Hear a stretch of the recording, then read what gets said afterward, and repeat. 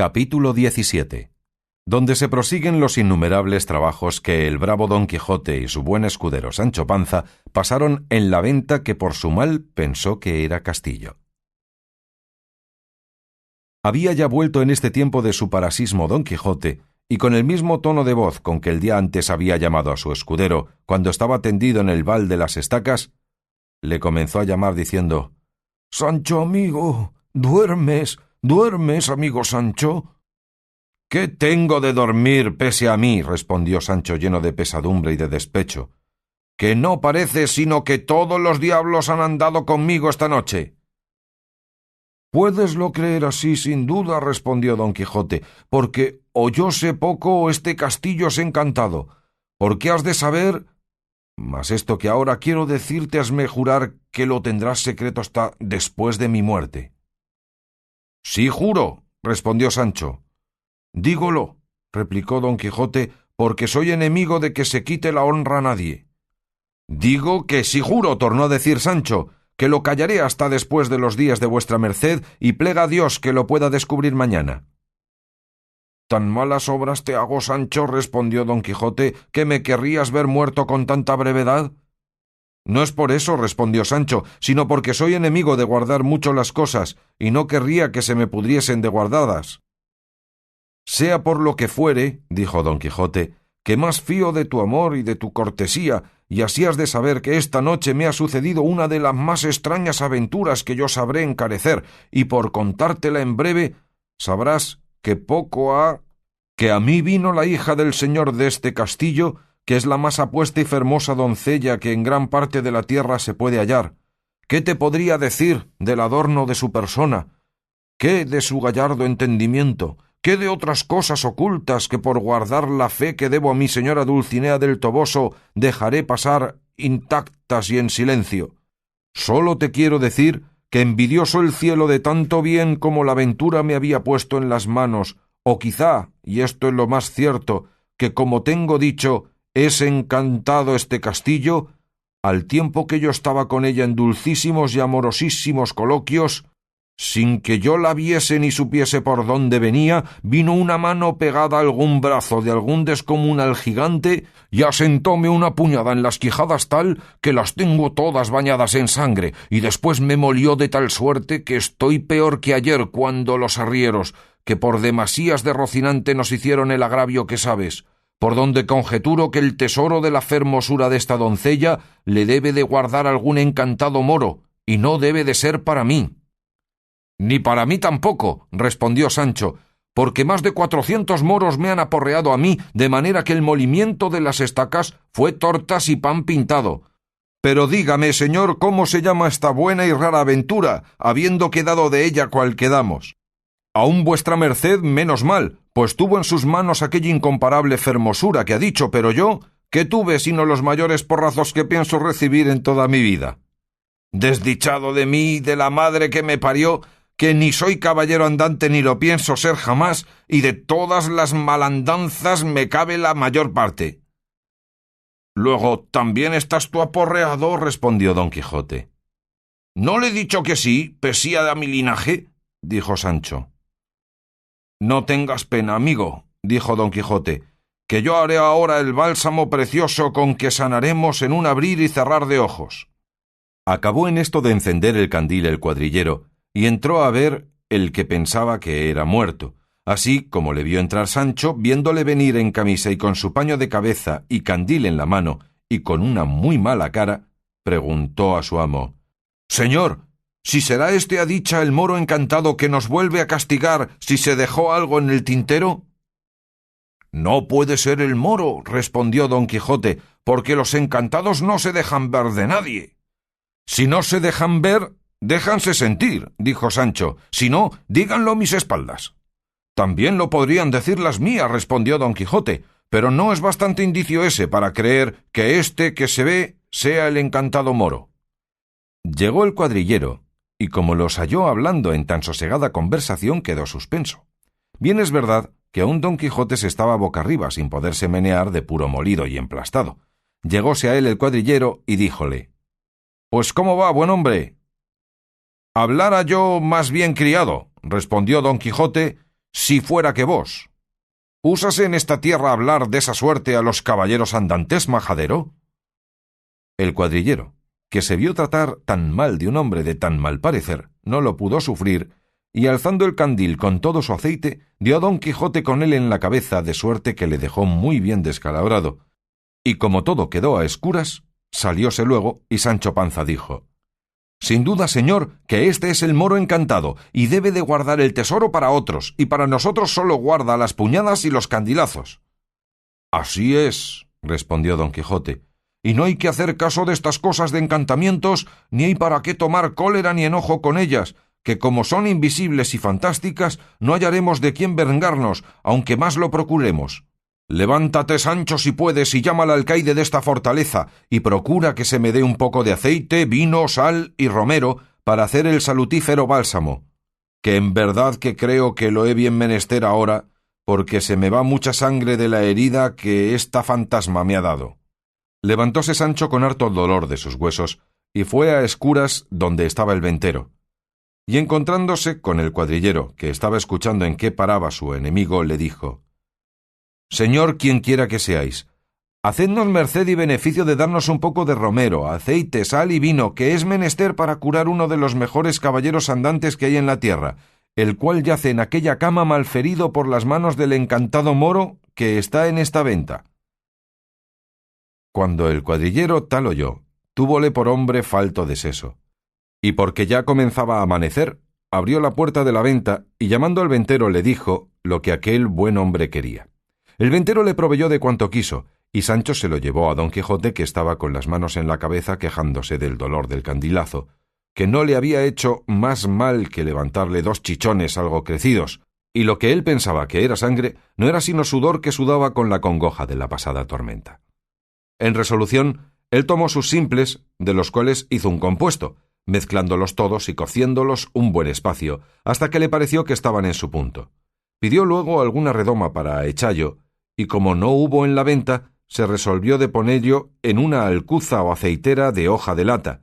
de quien el ventero le hizo grata donación. Y luego dijo sobre la alcuza más de 80 paternosters y otras tantas avemarías, salves y credos, y a cada palabra acompañaba una cruz, a modo de bendición. A todo lo cual se hallaron presentes Sancho, el ventero y cuadrillero, que ya el arriero sosegadamente andaba entendiendo en el beneficio de sus machos. Hecho esto, quiso él mismo hacer luego la experiencia de la virtud de aquel precioso bálsamo que él se imaginaba, y así se bebió de lo que no pudo caber en la alcuza y quedaba en la olla donde se había cocido casi media azumbre, y apenas lo acabó de beber cuando comenzó a vomitar de manera que no le quedó cosa en el estómago, y con las ansias y agitación del vómito le dio un sudor copiosísimo, por lo cual mandó que le arropasen y le dejasen solo. Hiciéronlo así, y quedóse dormido más de 3 horas, al cabo de las cuales despertó, y se sintió aliviadísimo del cuerpo y en tal manera mejor de su quebrantamiento, que se tuvo por sano, y verdaderamente creyó que había acertado con el bálsamo de Fierabrás, y que con aquel remedio podía acometer desde allí en adelante sin temor alguno cualesquiera ruinas, batallas y pendencias por peligrosas que fuesen. Sancho Panza, que también tuvo a milagro la mejoría de su amo, le rogó que le diese a él lo que quedaba en la olla, que no era poca cantidad. Concedióselo don Quijote, y él, tomándola a 2 manos, con buena fe y mejor talante, se la echó a pechos y envasó bien poco menos que su amo. Es pues el caso que el estómago del pobre Sancho no debía de ser tan delicado como el de su amo, y así primero que vomitase le dieron tantas ansias y bascas, con tantos trasudores y desmayos, que él pensó bien y verdaderamente que era llegada su última hora. Y viéndose tan afligido y congojado, maldecía el bálsamo y al ladrón que se lo había dado. Viéndole así don Quijote le dijo: «Yo creo, Sancho, que todo este mal te viene de no ser armado caballero, porque tengo para mí que este licor no debe de aprovechar a los que no lo son». «Si eso sabía vuestra merced», replicó Sancho, «mal haya yo y toda mi parentela, ¿para qué consintió que lo gustase?» En esto hizo su operación el brebaje, y comenzó el pobre escudero a desaguarse por entrambas canales, con tanta priesa, que la estera de Enea sobre quien se había vuelto a echar, ni la manta de Angeo con que se cubría, fueron más de provecho. Sudaba y trasudaba con tales parasismos y accidentes que no solamente él, sino todos pensaron que se le acababa la vida. Duróle esta borrasca y mala andanza casi 2 horas, al cabo de las cuales no quedó como su amo, sino tan molido y quebrantado que no se podía tener. Pero don Quijote, que como se ha dicho se sintió aliviado y sano, quiso partirse luego a buscar aventuras, pareciéndole que todo el tiempo que allí se tardaba era quitársele al mundo y a los en él menesterosos de su favor y amparo, y más con la seguridad y confianza que llevaba en su bálsamo. Y así, forzado de este deseo, él mismo ensilló a Rocinante y enalbardó al jumento de su escudero, a quien también ayudó a vestir y a subir al asno. Púsose luego a caballo y, llegándose a un rincón de la venta, asió de un lanzón que allí estaba para que le sirviese de lanza. Estábanle mirando todos cuantos había en la venta, que pasaban de más de 20 personas.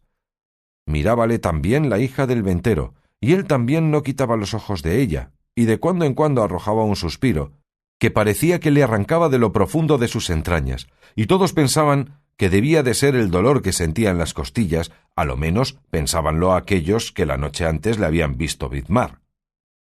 Ya que estuvieron los dos a caballo, puesto a la puerta de la venta, llamó al ventero y con voz muy reposada y grave le dijo: «Muchas y muy grandes son las mercedes, señor alcaide, que en este vuestro castillo he recibido, y quedo obligadísimo a agradeceroslas todos los días de mi vida. Si os las puedo pagar en haceros vengado de algún soberbio que os haya fecho algún agravio, sabed que mi oficio no es otro sino valer a los que poco pueden y vengar a los que reciben tuertos y castigar alevosías.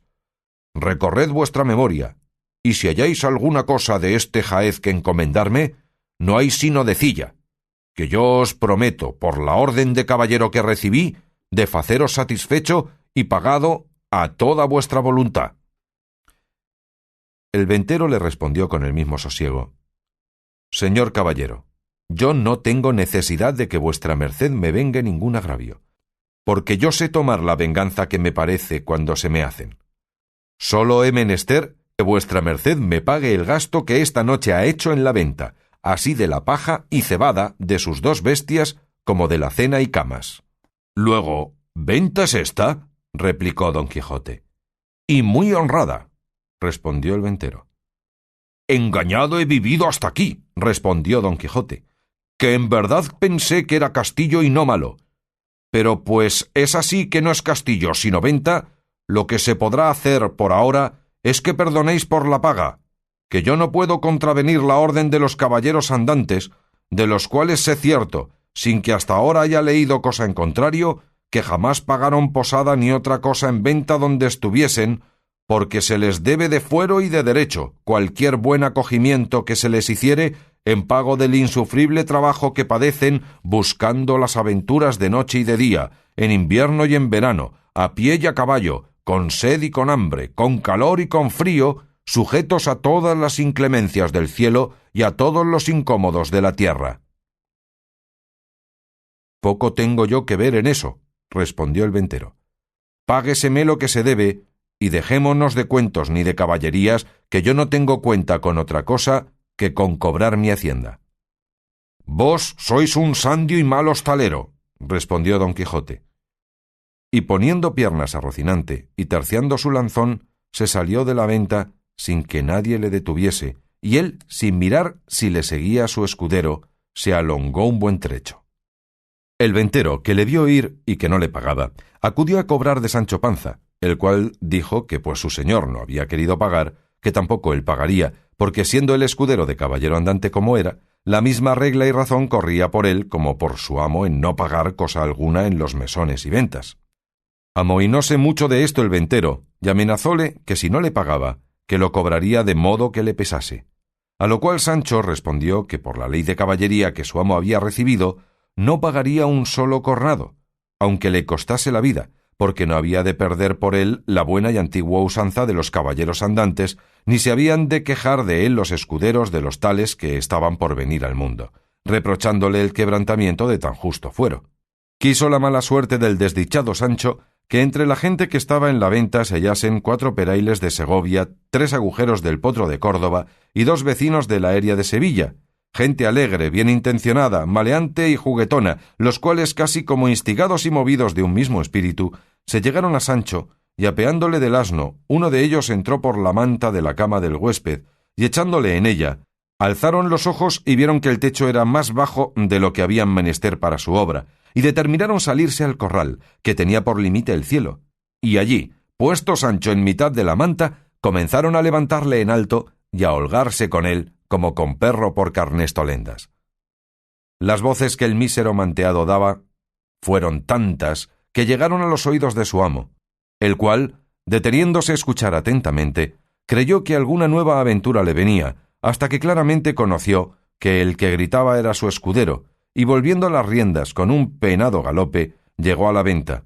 y hallándola cerrada, la rodeó para ver si hallaba por dónde entrar, pero no hubo llegado a las paredes del corral, que no eran muy altas, cuando vio el mal juego que se le hacía a su escudero. Vióle bajar y subir por el aire con tanta gracia y presteza, que si la cólera le dejara, tengo para mí que se riera. Probó a subir desde el caballo a las bardas, pero estaba tan molido y quebrantado que aun apearse no pudo. Y así, desde encima del caballo, comenzó a decir tantos denuestos y baldones a los que Sancho meneaban, que no es posible acertar a escribillos. Mas no por esto cesaban ellos de su risa y de su obra, ni el volador Sancho dejaba sus quejas mezcladas ya con amenazas, ya con ruegos, mas todo aprovechaba poco, ni aprovechó, hasta que de puro cansados le dejaron. Trujéronle allí su asno, y subiéndole encima, le arroparon con su gabán, y la compasiva de Maritornes, viéndole tan fatigado, le pareció ser bien socorrelle con un jarro de agua, y así se le trujo del pozo, por ser más frío. Tomóle Sancho, y llevándole a la boca, separó las voces que su amo le daba, diciendo: «Hijo Sancho, no bebas agua, hijo, no la bebas, que te matará. ¿Ves? Aquí tengo el santísimo bálsamo», y enseñábale la alcuza del brebaje, «que con 2 gotas que de él bebas sanarás sin duda». A estas voces volvió Sancho los ojos, como de través, y dijo con otras mayores: «Por dicha se le ha olvidado a vuestra merced cómo yo no soy caballero, o quiere que acabe de vomitar las entrañas que me quedaron de anoche. Guárdese su licor con todos los diablos y déjeme a mí». Y el acabar de decir esto, y el comenzar a beber, todo fue uno, mas como al primer trago vio que era agua, no quiso pasar adelante, y rogó a Maritornes que se le trujese de vino. Y así lo hizo ella de muy buena voluntad, y lo pagó de su mismo dinero, porque en efecto se dice de ella que aunque estaba en aquel trato, tenía unas sombras y lejos de cristiana. Así como bebió Sancho, dio de los carcaños a su asno, y abriéndole la puerta de la venta de par en par, se salió de ella, muy contento de no haber pagado nada, y de haber salido con su intención, aunque había sido a costa de sus acostumbrados fiadores, que eran sus espaldas. Verdad es que el ventero se quedó con sus alforjas en pago de lo que se le debía, mas Sancho no las echó de menos, según salió turbado. Quiso el ventero atrancar bien la puerta, así como le vio fuera, mas no lo consintieron los manteadores, que era gente que, aunque Don Quijote fuera verdaderamente de los caballeros andantes de la tabla redonda, no le estimaran en 2 ardites.